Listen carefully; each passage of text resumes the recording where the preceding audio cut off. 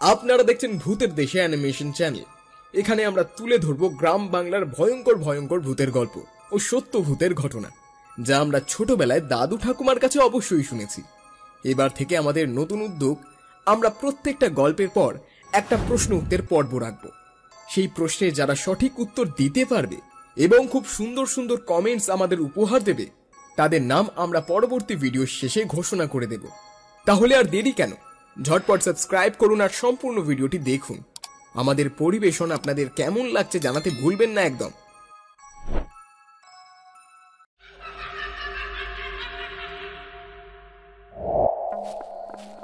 আজকে একটু দেরি হয়ে গেল বাড়ি ফিরতে, অন্ধকার রাস্তা। বাবা বারবার বলেছিল একটু তাড়াতাড়ি আসতে, কিন্তু কি করব, ফ্লাইটটা যে এতটা দেরি করবে বুঝতে পারিনি। অনেকদিন পর দেশে ফিরছি, সঙ্গে কিছু টাকা আছে, ওটাই তো বেশি ভয়।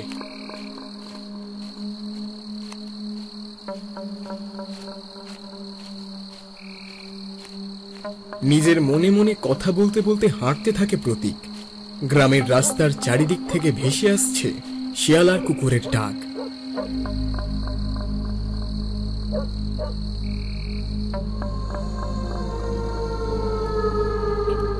আরে, দুজন ওখানে দাঁড়িয়ে আছে না? ওরা কারা? এই বিপদের কথাই বাবা বলছিল, অন্ধকারে ভালো করে কিছুই দেখা যাচ্ছে না। ওরা কি সেই গুন্ডা? ওরা দুজনে এদিকে এগিয়ে আসছে, মুখটা কেমন কালো কাপড়ে ঢাকা। ছেলেটার জন্য বড্ড চিন্তা হচ্ছে। কালকে রাতে আসার কথা, কিন্তু আর ছেলেটা বাড়িতে আসেনি। কোথায় গেল ফোনেও পাচ্ছি না, ফোন বন্ধ বলছে। আচ্ছা জেঠু, তুমি চিন্তা করো না, আমি দেখছি, থানায় একবার খবর দেব। হ্যাঁ দেখ না বাবা, ছেলেটা কোথায় গেল। তোরা লেখাপড়া জানিস, তোরা ব্যাপারটা ভালো বুঝতে পারবে। আমি যে অত শত বুঝি না। জেঠু তুমি চিন্তা করো না, একদম চিন্তা করো না। আমি প্রথমে থানায় যাব, তারপর বড়বাবুর সাহায্য নিয়ে আমি এয়ারপোর্টে গিয়ে চেক করে বলবো বিমানে উঠেছিল কিনা। 24 ঘন্টা হয়ে গেল, প্রতীক যে কোথায় গেল বুঝতেই পারছি না।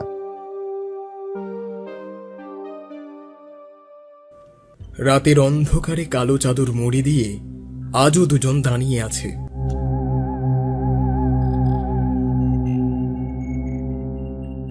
না, আমাদের কদিন গা ঢাকা দিয়ে থাকতে হবে বুঝলি, রিস্কে সবাই শুনলাম। দুদিন লুকিয়ে থাকা ভালো। আজ রাতে কাউকে পেলে তার পকেট ফাঁকা করে তারপরেই পুরো নিরুদ্দেশ।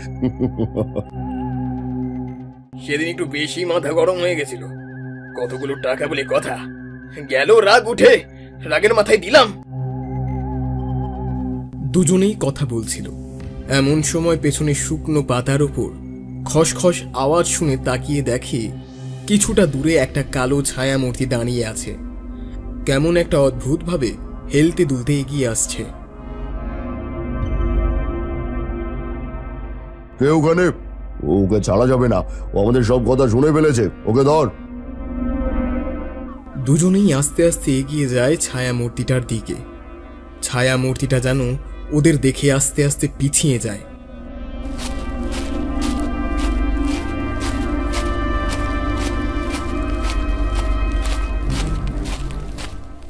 এই দাঁড়া বলছি, দাঁড়া, এক্ষুনি দাঁড়া। গুন্ডাটা দৌড়ে যায় সেই দিকে, কিন্তু একই চোখের সামনে থাকা ছায়া মূর্তিটা হঠাৎ করে অদৃশ্য হয়ে যায়, আর এক ভয়ঙ্কর অট্ট হাসিতে চারিদিক কেঁপে ওঠে। এটা কি হলো? ভারী অদ্ভুত ব্যাপার তো, এখান থেকে চল। এই ব্যাপারটা না ভালো ঠেকছে না বুঝলি, চল চল এখান থেকে চল। দুজনেই হাঁটতে শুরু করে। বারবার তাদের মনে হতে থাকে ওদের পিছু কেউ নিয়েছে। তার পায়ের চলার শব্দ ও তারা স্পষ্ট শুনতে পায়। প্রতিবারে তারা পেছনে ঘুরে তাকায়, তাকিয়ে বারে বারে একটা ছায়া মূর্তি দেখতে পায়।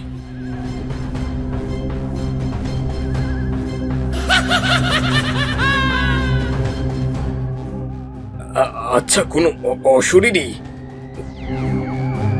চুপ কর, চুপ কর তো, আমাদের মতো শয়তান থাকতে আবার অশরীরী। কেন জানি না, আমার ব্যাপারটা ভালো লাগছে না।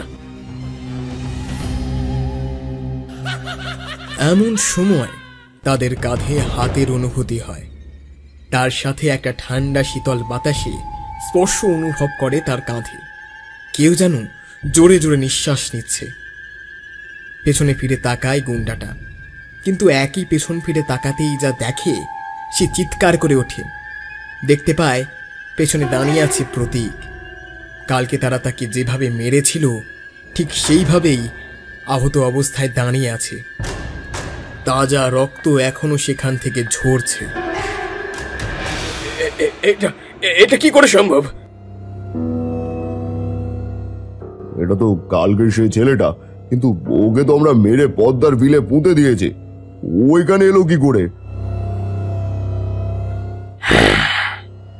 তোরা আমার দেহটা ওখানেই তো পুঁতে দিয়েছিস। কেন, কি ক্ষতি করেছিলাম আমি তোদের? শুধুমাত্র টাকার জন্য তোদের আমি ছাড়বো না। আমাদের পালাতে হবে, পালা। এই বলে দুজনে পালাতে শুরু করে, কিন্তু প্রতীকের প্রেতাত্মা একজনকে ধরে ফেলে। ধরে তাকে টানতে টানতে পদ্মার বিলে নামতে থাকে। আমাকে বাঁচাও, কে আছো, আমাকে বাঁচাও।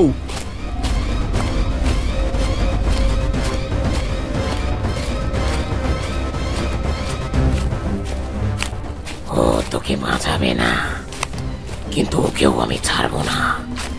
আগে তোকে মারবো, তারপরে ওকে।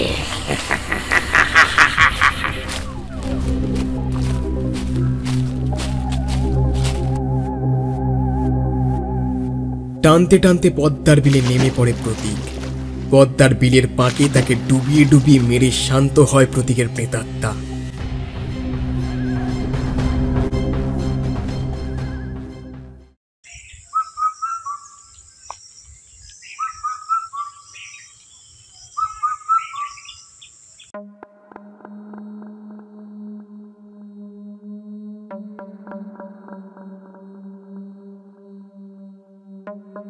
এটা তো জেলে পাড়ার রতন জেলে। এখানে এভাবে কাদামাখা অবস্থায় কেন? গ্রামে যে কি শুরু হলো!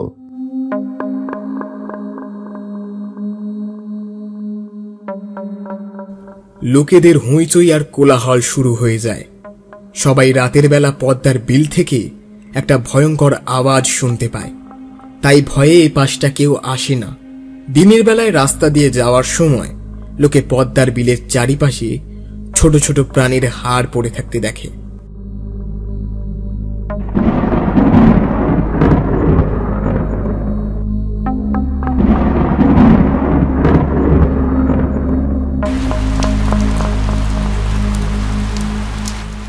কিরে প্রশান্ত, 3 দিন হয়ে গেল, ছেলেটার কোনো খোঁজ পেলি? এদিকে যেদিন থেকে প্রতীকের আসার কথা, সেই দিন থেকে পদ্মার বিল থেকে ভয়ঙ্কর আওয়াজ শোনা যায়। না কাকা, ও এসেছে, কিন্তু ও কোথায় গেল আমি তো কিছুই বুঝতে পারছি না। চেষ্টা করছি থানার বাবুরা মিলে একসাথে খোঁজার, কিন্তু খোঁজ পাচ্ছি না। জানি না, বুঝতে পারছি না সঠিক। আজকে আমাকে একবার শহরে যেতে হবে, দেখি কিছু যদি খোঁজ পাই।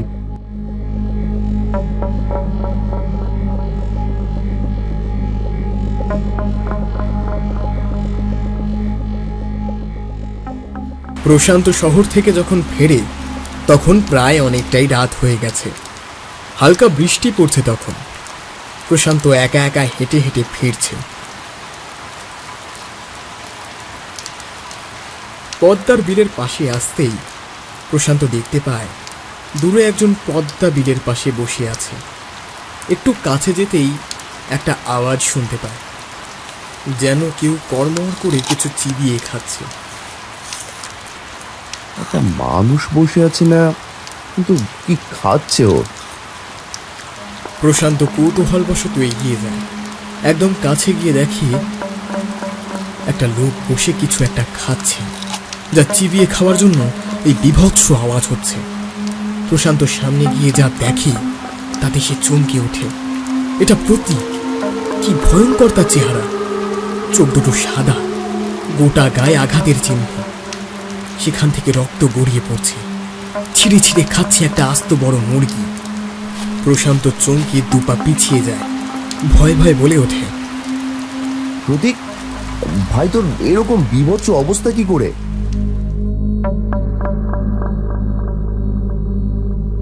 ওরা দুজনে আমাকে টাকার জন্য মেরে দিয়েছে, আর এই পদ্মার বিলের পাকে আমার মৃতদেহ আটকে আছে। তার মানে তুই মৃত? ওরা দুজনে জানতে পেরেছিল আমি আসছি সেদিন রাতে। আরে দুজন ওখানে দাঁড়িয়ে আছে না, ওরা কারা? এই বিপদের কথাই বাবা বলছিল, অন্ধকারে ভালো করে কিছুই দেখা যাচ্ছে না। ওরা কি সেই গুন্ডা? ওরা দুজনে এদিকে এগিয়ে আসছে, মুখটা কেমন কালো কাপড়ে ঢাকা। ওদের হাতে টাকাটা কিছুতেই দেওয়া যাবে না, আমি বরং এখানেই টাকার ব্যাগটা রেখে দিই।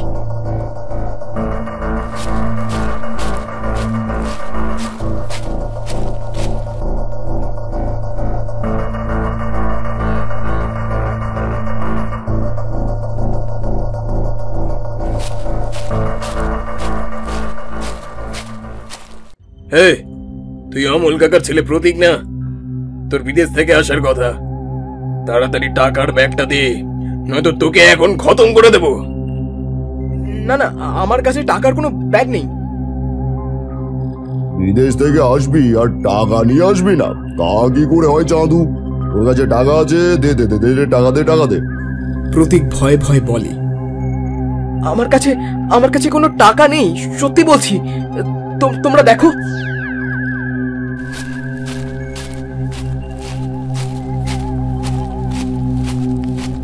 তারা খুব ভালো করে খোঁজে, কিন্তু কোনো টাকা পায় না।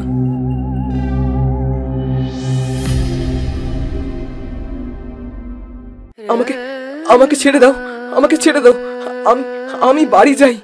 আমার সাথে সত্যি কোনো টাকা নেই। তোকে ছাড়া যাবে না, তোকে ছাড়লে আমাদের ক্ষতি হয়ে যাবে। আমাকে মেরো না, আমাকে মেরো না। আমার বাবা মা অসুস্থ, আমার কিছু হয়ে গেলে ওনাদের দেখার মতো কেউ থাকবে না। গুন্ডা দুটো প্রতীকের কোনো কথাই শোনে না, তারা ছুরি দিয়ে আঘাত করতে থাকে প্রতীককে।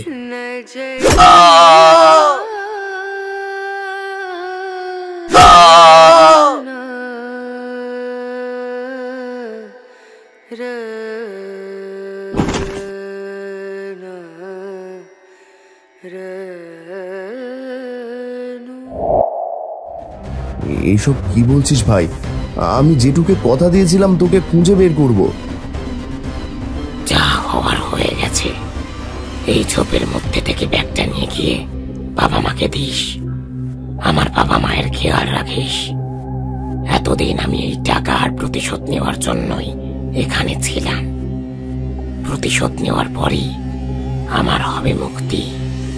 আমি আসছি প্রতিশোধ নিয়ে।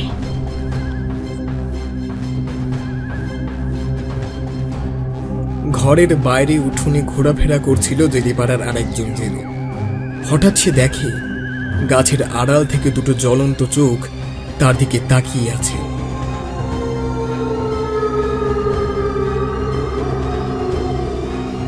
ওটা কি? এই যা যা। শিয়াল কুকুর ভেবে একবার তাড়িয়ে দেওয়ার চেষ্টা করে, কিন্তু লাল জ্বলন্ত চোখ দেখে ভয় পেয়ে যায়। কি এটা? গাছের আড়াল থেকে বেরিয়ে আসে প্রতীকের প্রেতাত্মা। না না না, এটা হতে পারে না।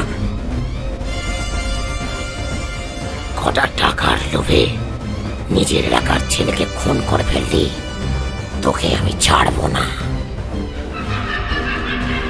প্রতীকের প্রেতাত্মা এগিয়ে যায়, ভয় পড়ে যায় সেই গুন্ডা। তখন তার পা টানতে টানতে পদ্মার বিলে নেমে যায় প্রতীক।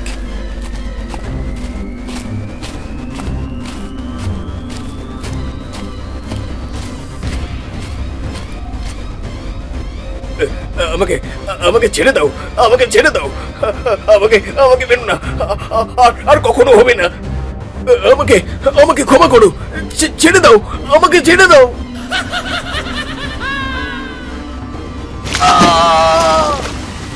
কিছুক্ষণ পদ্মার বিলে জলে বড় বড় ভূত ফুটে ওঠে।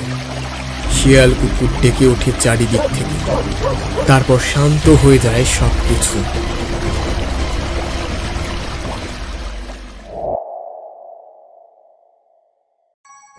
আজকের প্রশ্ন, প্রতীকের ভূত গুন্ডার কি ধরে টানতে টানতে পদ্মার বিলে নিয়ে গিয়েছিল? গলা, পা না হাত? কমেন্ট করতে ভুলো না কিন্তু।